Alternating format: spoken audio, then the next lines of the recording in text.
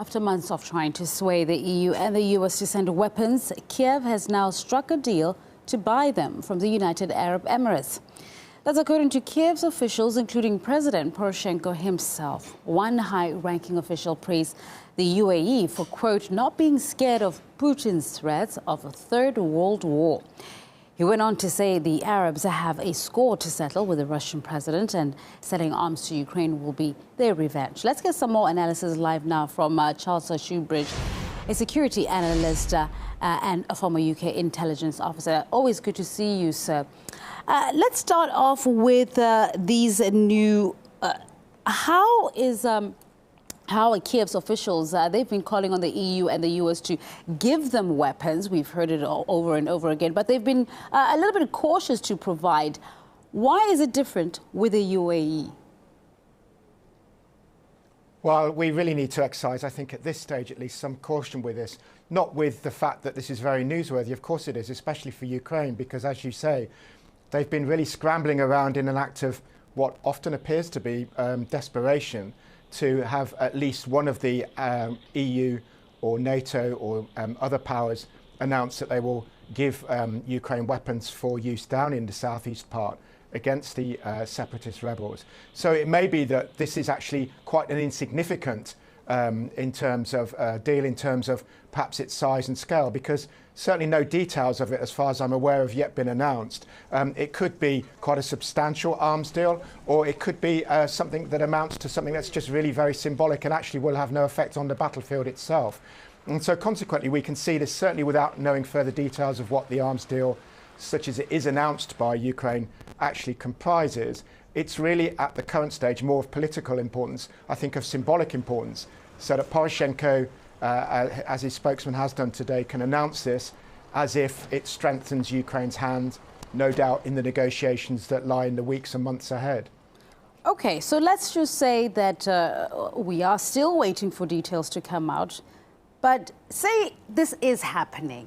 Where would Ukraine get the funds to be able to buy weapons at this point? We know that they're going through a deep economic crisis right now.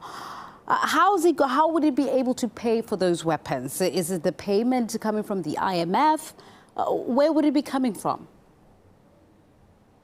Well, it's a very good point, of course, and one can only imagine that it's, again, if it's a substantial shipment of arms, which, again, I actually doubt at this stage without knowing more details, it does beg the question of where the finances will come from. Let's not forget that the EU and the US are, to some extent, not anything like as far as Ukraine government would like, but they are to some extent propping up Ukraine economy with loans and indeed with grants. And it may be that some of that has been put aside for training, shall we say. For example, you mentioned earlier that the UK, and we know the US is going to send troops, for example, to Ukraine to train the Ukraine forces in one way or another. And again, this is all support in terms of, and again, the US and the UK have said that they will provide non-lethal equipment. Again, this is, if you like, money coming from their taxpayers to go to the Ukraine government. I don't think there's much question that Ukraine is going to be in a position to pay for anything substantial by itself. But it really does remain to be seen what actually this comprises of, if anything at all, because my understanding is that up to now, the UAE itself, which one might think is unusual, also hasn't, as far as I'm aware, confirmed what Ukraine is saying about this deal, that it's actually happened. Well, President Poroshenko has, certainly he has a wish list of the kind of equipment that he would like. Let's take a listen.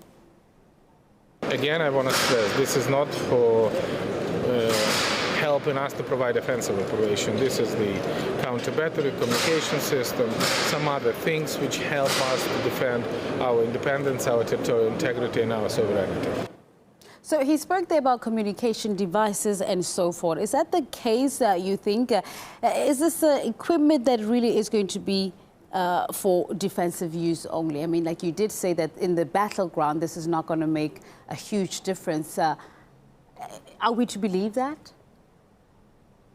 Well, again, a lot depends on what the quantities are and what the actual equipment is. But also, it's not just simply a matter, of course, and this is something that I think a lot of Western politicians and journalists who have been urging that Ukraine is sent advanced weaponry don't seem to realise, is that you can't simply just hand over weapons. People need to be properly trained in their use.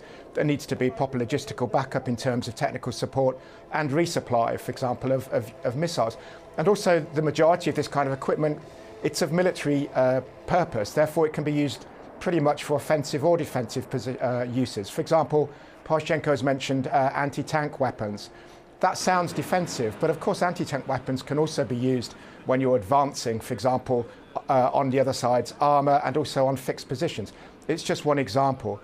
Again, a question will arise with this UAE deal, if indeed it has happened as claimed, what these weapons are, where they're coming, whether they're coming from the UAE, which does have a small defence industry itself, or whether they are actually being shipped via the UAE from perhaps UK, France, or the US, which perhaps would be a way of the US and the UK supplying weapons to Ukraine in a way that might be otherwise deniable. Again, much remains to be seen with this deal as to what the actual scale of it is, who's paying for it, and also what it actually comprises. And it's not until we know really all of those things that we can properly assess its significance, other than its symbolic significance, which of course Ukraine is keen to play up.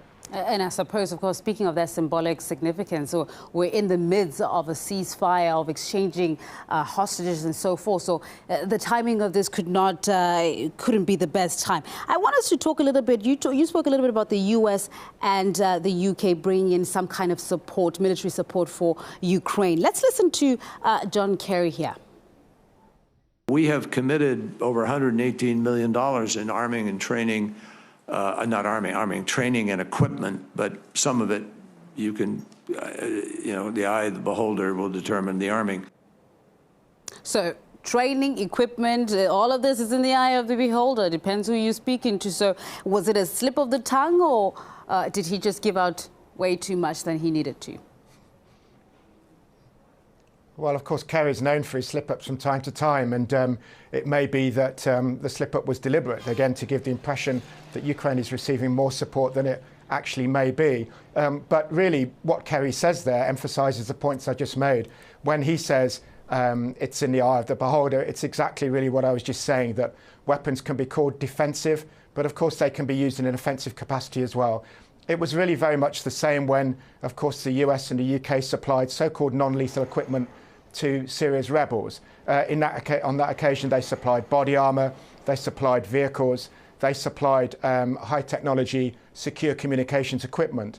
All of those things can be used in an offensive manner in, for example, offensive operations, not only against armed groups, but also against civilians. And we've seen really abuses on both sides of this conflict in Ukraine, but particularly we've seen the Ukraine government criticised by journalists on the ground as well as by human rights groups for the use of, for example, heavy weapons against civilian areas. And there's nothing to suggest that this kind of so-called defensive equipment wouldn't also put civilians at risk to some degree or another. But I do think that the more that, of course, Ukraine looks forward to the weeks and months ahead, the more it's got to position itself as having strong military backers. And therefore, of course, that plays into Poroshenko's hands in this respect in terms of a negotiation strategy with the rebels at some future point, that Kerry is coming out with what seem to be slip-ups, but what might suggest that actually Ukraine may in the near future be in a stronger position militarily than it has been up to now. The facts, of course, remain to be seen.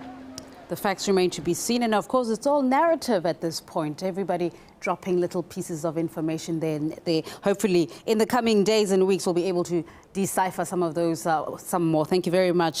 Charles Shoebridge there is a security analyst and a former UK intelligence officer, just sharing his thoughts on this.